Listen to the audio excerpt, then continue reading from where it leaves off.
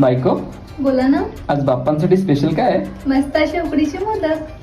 अशी चिक मोत्याची माळ होती ग 30 तोळ्याची ग. चिक मोत्याची माळ होती ग 30 तोळ्याची ग. जसा गणपतीचा गोंडा चौरंगी लाल बावटा ग. गणपतीचा गोंडा चौरंगी लाल बावटा ग.